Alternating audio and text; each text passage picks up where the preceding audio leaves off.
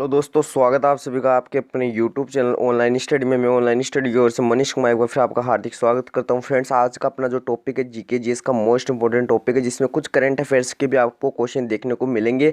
ये जो GK GS है, ये जीडी वालों के लिए भी मोस्ट इंपॉर्टेंट क्वेश्चन है और एमटीएस के लिए भी मोस्ट इंपॉर्टेंट क्वेश्चन है। तो दोनों क्लासेज के लिए मोस्ट इंपॉर्टेंट क्वेश्चन है, और जो अदर्स एग्जाम लग रही है या फिर हाल ही में लगेगी तो उनके लिए भी मोस्ट इंपॉर्टेंट क्वेश्चन है। ऑल सभी प्रतियोगिता एग्जाम के लिए मोस्ट है। पहला प्रश्न देखिए क्या दे रखा है, 2022 में पद्म विभूषण से किसे सम्मानित किया गया था। तो देखो 2022 की बात करें, 2022 में पद्म विभूषण से किसे सम्मानित किया गया। तो याद रखना 2022 में पद्म विभूषण से 4 लोगों को सम्मानित किया गया। तो पहला लिखो सीडीएस, जो विपिन रावत थे वो हो जाएंगे। पहले कौन हो जाएंगे, विपिन रावत हो जाएंगे, इसको नोट कर लेना, सीडीएस विपिन रावत जिनका देहांत हो गया है। दूसरे कौन हो जाएंगे, राधेश्याम खेमका, इसको नोट कीजिए, राधेश्याम खेमका, ठीक है, राधेश्याम खेमका, ये भी इनको भी क्या मिला था, पद्म विभूषण मिला था। थर्ड नंबर के अपने कौन हो जाएंगे, प्रभा अन्य, प्रभा अन्य हो जाएंगे, कौन हो जाएंगे, प्रभा अन्य, लिखो इसको प्रभा, यहाँ पे लिखो प्रभा अन्य। और फोर्थ नंबर के अपने कौन हो जाएंगे, फटाफट छापो कमेंट बॉक्स से, कल्याण सिंह, कल्याण सिंह कौन से नंबर हो जाएंगे, फोर्थ नंबर के हो जाएंगे, ठीक है। अब देखो इसमें मैंने आपको क्या बताया कि इन चारों को क्या मिला था, पद्म विभूषण मिला था, ठीक है। अब देखो ये भी नोट करिए कहाँ के थे, जो विपिन रावत थे ये उत्तराखंड के थे, और जो राधेश्याम खेमका है ये यूपी के थे, और प्रभा अन्य थे वो महाराष्ट्र के थे, और कल्याण सिंह थे ये भी अपने यूपी के थे, ठीक है। अब देखो बात करते हैं अपन कि जो ये देवेंद्र झांझड़िया है, देखो इसका करेक्ट आंसर क्या हो जाएगा, राधेश्याम खेमका हो जाएगा। इनको इसमें ऑप्शन में पद्म विभूषण मिला था। अब देवेंद्र झांझड़िया है, इनको क्या मिला, तो लिखो इसको पद्म भूषण मिला। पद्म भूषण और पद्म विभूषण दोनों अलग अलग होते हैं, ठीक है।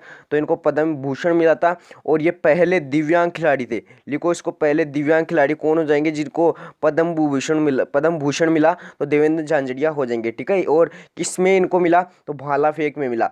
बात करते हैं सुंदर पिचाई की, तो सुंदर पिचाई को क्या मिला, तो देखो गूगल के जो सीईओ है, यदि आपको बोल दे गूगल के सीईओ कौन है, तो कौन हो जाएंगे, कौन हो जाएंगे, सुंदर पिचाई हो जाएंगे। और इनको भी क्या मिला, पद्म भूषण मिला, पद्म भूषण मिला, ठीक है। ये भी आप नोट कर लेना, क्वेश्चन पूछा जा सकता है आपसे एग्जाम में। बात करते हैं सत्य नडेला, सत्य नडेला कौन हो जाएंगे, माइक्रोसॉफ्ट कंपनी के सीईओ हो जाएंगे, माइक्रोसॉफ्ट कंपनी के सीईओ हो जाएंगे, और इनको भी क्या मिला, पद्म भूषण मिला, ठीक है। तो ये जो 4-5 क्वेश्चन थे ये याद रख लेना। अब जो क्वेश्चन मोस्ट इंपोर्टेंट क्वेश्चन क्या हो सकते हैं वो भी आपको मैं बता रहा हूँ।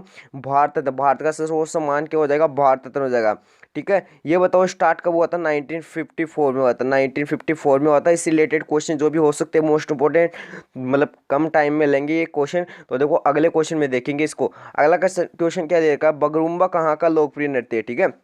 बगरुम्बा कहाँ का लोकप्रिय नृत्य, देखते हैं असम, मणिपुर, मिजोरम है, फिर त्रिपुरा। तो देखो आपको पता होना चाहिए, जो बगरुम्बा है वो असम का है, ठीक है।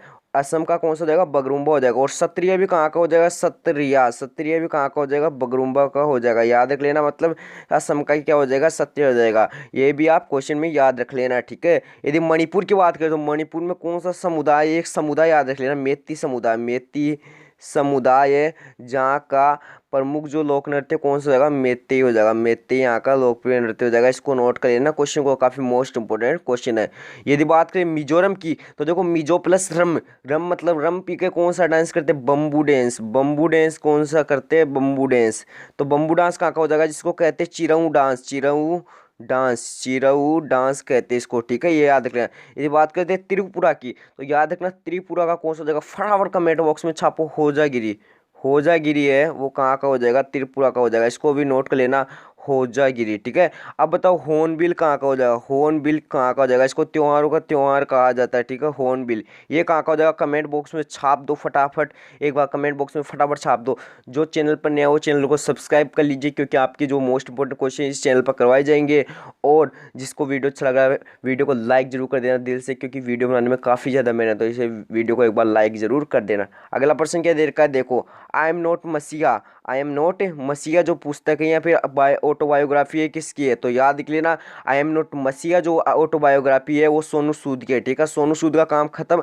अब देखेंगे एडोल्फ हिटलर की, तो लिखो एडोल्फ हिटलर की कौन सी हो जाएगा, फटाफट छापो, मेन, मेन काफ, मेन काफ, इसको हिंदी में भी लिख लो, आप हिंदी में कंफ्यूज हो जाइए आप।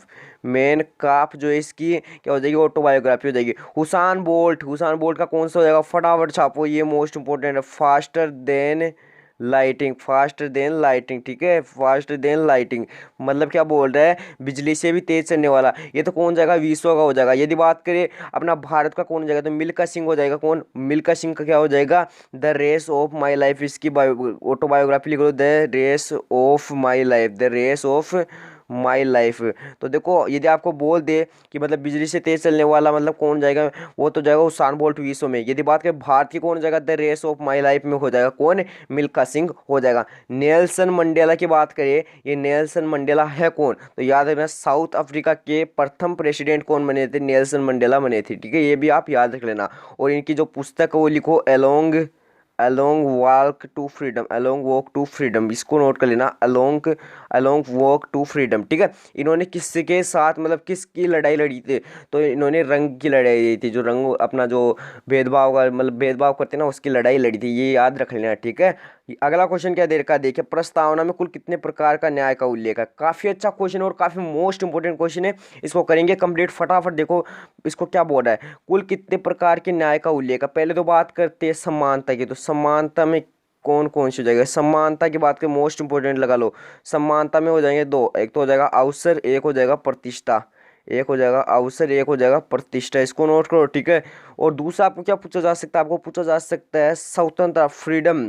फ्रीडम में क्या क्या मिलेगा आपको, फ्रीडम में मिल सकता है आपको मतलब फ्रीडम में पांच है, कौन से पांच है, ठीक है, आप याद रखें। पहले लिखो विश्वास, लिखो विश्वास, धर्म, धर्म उपासना, लिखो विश्वास, धर्म उपासना, और विचार और अभिव्यक्ति, लिखो विचार और अभिव्यक्ति, अभिव्यक्ति अलग है, ठीक है, ये अलग है, ठीक है।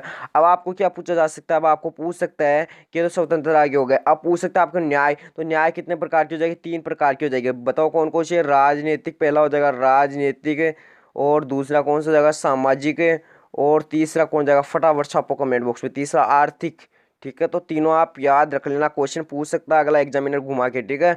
और आजकल जो है क्वेश्चन भी घुमा घुमा के पूछ ही रहा है। अगला क्वेश्चन देखिए क्या दे रखा है, सांगपो नदी को भारत में किस नाम से जाना जाता है। अच्छा क्वेश्चन है, देखो ये सांगपो नदी है, तो देखो इसको तिब्बत में जाना जाता है सांगपो नदी के नाम से, तिब्बत में किस नाम से जाना जाता है, सांगपो नदी के नाम से जाना जाता है, ठीक है।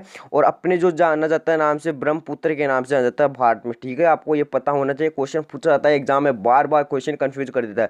और ये क्वेश्चन पूछा जा सकता है, माजुली जो नदी द्वीप है, कौन सी नदी पे स्थित है, माजुली द्वीप, ठीक है, माजुली द्वीप कौन सी नदी पे स्थित हो जाएगा, ये हो जाएगा ब्रह्मपुत्र नदी पे स्थित हो जाएगा, कहाँ पे, असम में, ठीक है, ये भी आप याद रख लेना, ठीक है, क्वेश्चन पूछा जा सकता है, ठीक है। तो ऐसे क्वेश्चन आपको जरूर जरूर याद रखिए। एक क्वेश्चन पूछा जा सकता है, गंगा को जो है बांग्लादेश में किस नाम से जाना जाता है, पद्मा के नाम से जाना जाता है बांग्लादेश में, ठीक है, ये नोट कर लेना, बांग्लादेश में किस नाम से जाना जाएगा, पद्मा नाम से जाना जाएगा, ठीक है। तो ये जो तीन चार क्वेश्चन थे इनको नोट कर लेना। अगला प्रश्न क्या दे रखा है, सांपों का देवता जैन धर्म के किस तीर्थंकर को कहा जाता है। देखो क्वेश्चन को घुमा दिया यहीं से, ये वैसे तो मैंने लिखा हुआ क्वेश्चन है, लेकिन देखो क्वेश्चन को थोड़ा घुमाएंगे तो आपको अच्छा याद हो जाएगा। अब बात करें जैन धर्म के कुल कितने तीर्थंकर थे, 24 तीर्थंकर थे, ठीक है। पहले कौन थे, अपने ऋषभ देव थे, पहले कौन थे, ऋषभ देव थे। 23वें अपने कौन थे, वैसे तो मोस्ट होंगे, लेकिन पहला 23वां और 24वां याद रख लेना। 23वें कौन हो जाएंगे, अपने पार्श्वनाथ हो जाएंगे, और 24वें अपने महावीर प्रसाद जाएंगे। तो जो 23वें थे, जो कौन थे 23वें थे, उन्हें कहा जाता है सांपों का देवता। 23वें जो तीर्थंकर थे उन्हें क्या कहा जाता है, सांपों का देवता कहा जाता है, ठीक है। अगला प्रश्न क्या दे रखा है, देखते हैं। ओजोन परत के क्षरण के कारण, ओजोन परत का जो मतलब ओजोन परत में छेद हो रहा है, मतलब कुछ उसमें क्षरण हो रहा है, तो उसके कारण जो पराबैंगनी किरणें, अल्ट्रावायलेट जो किरणें रे है, तो वो मनुष्य के शरीर पर क्या प्रभाव डालती है, ठीक है। तो ये पूरा डिटेल से क्वेश्चन की स्टडी करेंगे, देखते हैं इसमें क्या है, किस प्रकार अपने को क्वेश्चन देखने को मिलते हैं।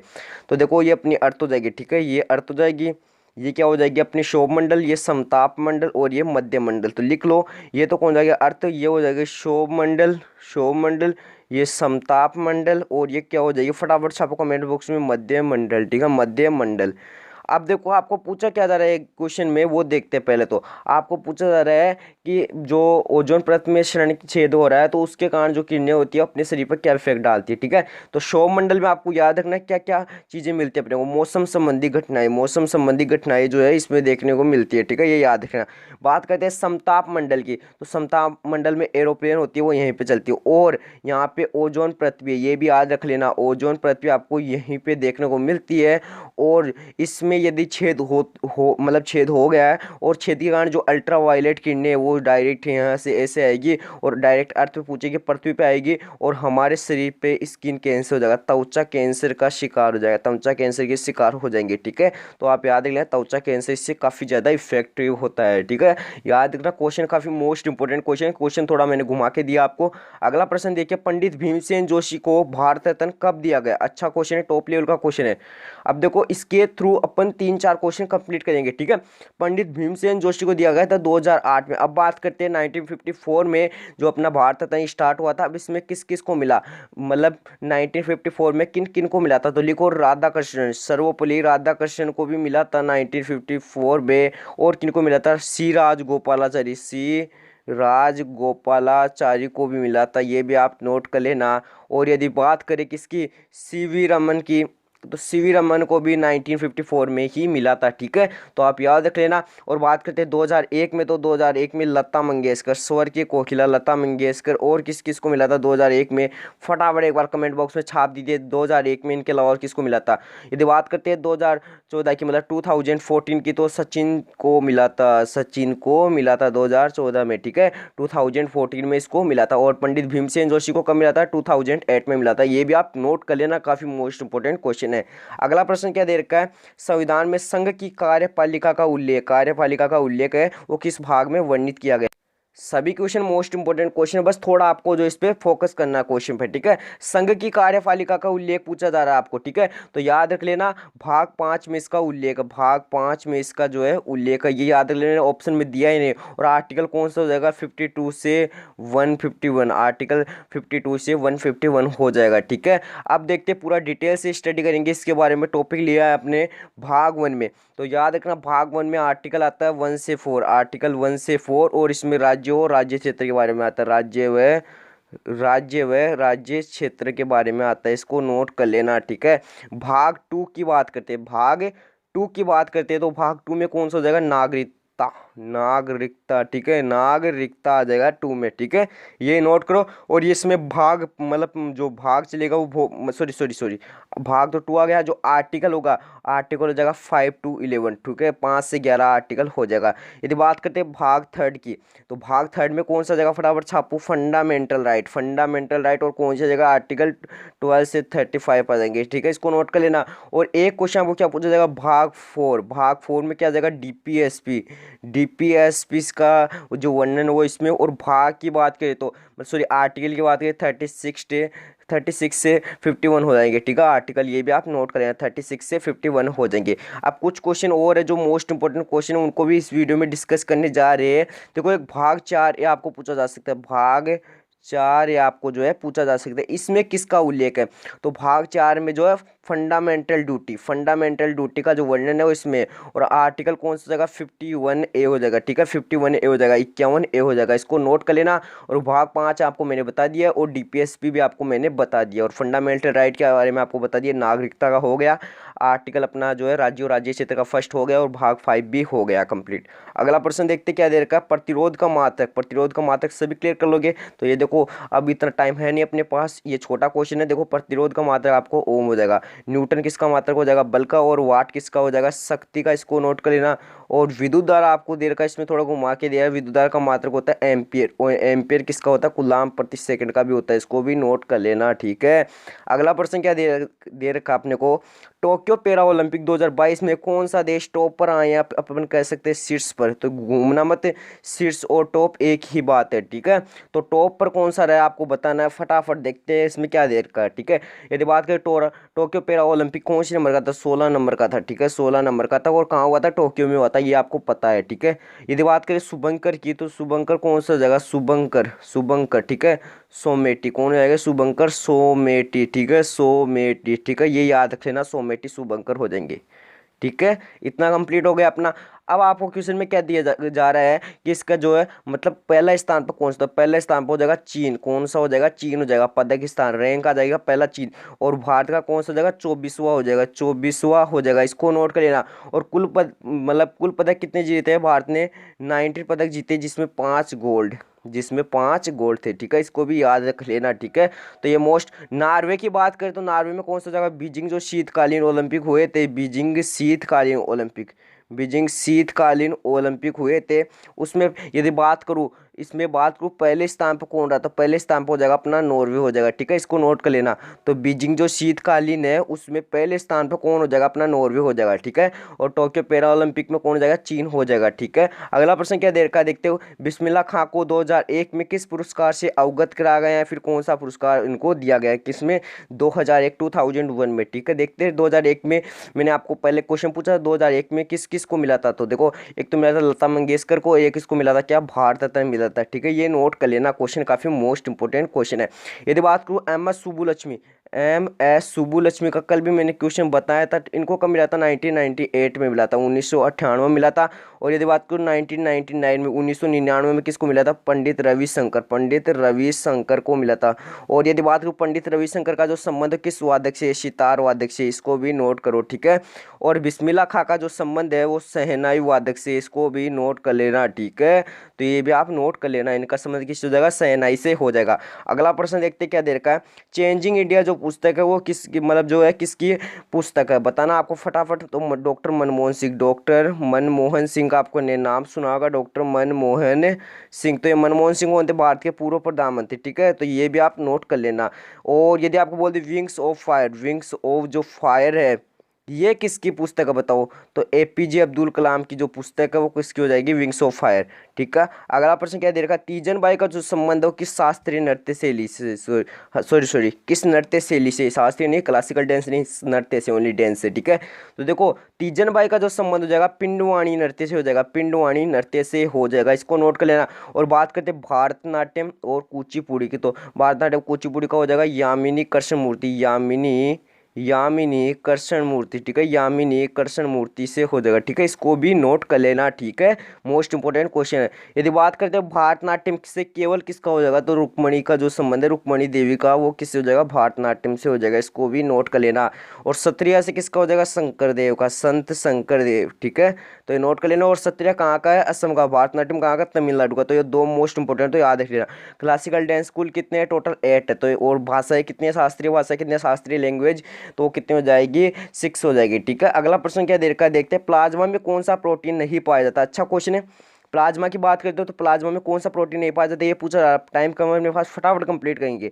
तो आप जानते हो ना, ब्लड जो खून होता है वो क्या होता है, तरल संयोजी उत्तक होता है, तरल संयोजी उत्तक होता है, ये आप सभी जानते हो, ठीक है। इसको नोट कर लेना, नहीं जानते हो तो ठीक है। और ब्लड में क्या क्या पाया जाता है, एक तो पाया जाता है अपना प्लाज्मा, एक पाया जाता है अपनी कणिका ए, ठीक है, कणिका ए। आरबीसी हो गया, डब्ल्यूबीसी हो गया और प्लेटलेट हो गया, इसका काम खत्म। अब बात करते हैं प्लाज्मा। तो देखो प्लाज्मा में जो प्रोटीन पाया जाता है, मतलब प्लाज्मा कितने परसेंट पाए जाते हैं, 55% पाई जाती है। और इनमें प्रोटीन कौन कौन सा पाया जाता है, पहला पाया जाता है ग्लोबिन, दूसरा पाया जाता है एल्ब्यूमिन और तीसरा पाया जाता है फाइब्रिनोजेन पाया जाता है। तो ये तीन जो प्रोटीन है किस में पाया जाता है, अपने प्लाज्मा में पाया जाता है, जबकि इंसुलिन नहीं पाया जाता है। देखो इंसुलिन कहाँ पाया जाता है, नोट कर लेना, पूछा जा सकता है। तो अग्नाशय ग्रंथि में, बीटा कोशिका में, अग्नाशय ग्रंथि में बीटा कोशिका में पाए जाते हैं। और आपको पता है डायबिटीज में इंसुलिन होता है, ठीक है। अगला प्रश्न क्या दे रखा है देखते हैं, सबसे बड़ा जंतु संघ, एनिमल फाइलम किंगडम कौन सा हो जाएगा, ऑर्थोपोडा लिखो इसको, ऑर्थोपोडा। वैसे तो क्वेश्चन काफी इजी है, फिर भी आप लिखना चाहो तो लिख लो। अगला प्रश्न क्या दे रखा है, भारत का जो रूहर क्षेत्र है वो किस नदी घाटी को कहा जाता है, बताना। आपको पूछा है रूहर क्षेत्र का मतलब जानते हो, नहीं जानते हो तो लिख लो, मतलब काला प्रदेश, क्या बोलते हैं इसको, काला प्रदेश, लिखो इसको, काला प्रदेश कह सकते हो अपन इसको। और जो काला प्रदेश का कहाँ होता है, जहाँ कोयला ज़्यादा होता है, ये भी आप नोट कर लेना है, ठीक है। यदि बात करते हैं विश्व का रूहर क्षेत्र, तो विश्व का जो रूहर क्षेत्र किसे कहा जाता है वो भी आप लिख लो, जर्मनी में कहा जाता है, जर्मनी, ठीक है। जर्मनी जो कहाँ है, राइन नदी के पास है, राइन नदी आपने सुना होगा, जिसे कहते हैं काली नदी भी कहा जाता है, ठीक है, कोयला नदी भी कहते हैं इसको, तो राइन नदी के पास है। और यदि बात करें भारत में, तो भारत में आपको याद रख लेना, भारत में कहाँ हो जाएगा, दामोदर नदी घाटी के पास, मतलब दामोदर नदी घाटी, ठीक है। और कहाँ मिलेगा आपको दामोदर नदी घाटी, ये भी आप नोट कर लेना, ये मिलेगा छोटा नागपुर आपको देखने को मिल सकता है इसमें, ठीक है। तो दामोदर नदी से संबंधित है, ठीक है। अब और क्वेश्चन क्या क्या मोस्ट इंपोर्टेंट क्वेश्चन है वो अभी आप लिख लेना, मैं लिखा रहा हूँ आपको क्वेश्चन, वो पूछे जा सकते हैं एग्जाम में। यदि बात करें कृष्णा नदी, देखो कृष्णा नदी कहाँ पे, ये रही, इस पे कौन सा बांध स्थित है, तो अलमाटी जो बांध है, अलमाटी डैम वो स्थित है, ठीक है। अलमाटी, ठीक है, अलमारी नहीं, अलमाटी बांध स्थित है, ठीक है। और शरावती नदी की बात करें तो शरावती नदी पे कौन सा हो जाएगा, जोग जलप्रपात, जोग जलप्रपात, ठीक है, जोग जलप्रपात स्थित हो जाएगा, ठीक है। और एक क्वेश्चन आपको क्या पूछा जा सकता है, एक क्वेश्चन आपको पूछा जा सकता है, दामोदर नदी घाटी है किसकी सहायक नदी है, तो ये भी लिख लेना, बराकर नदी की, किसकी, बराकर नदी की। अगला प्रश्न क्या दे रखा है, आपातकाल किस भाग के अंतर्गत वर्णित है, तो आपातकाल आपको सभी को पता है कौन से भाग के अंतर्गत वर्णित हो जाएगा, भाग,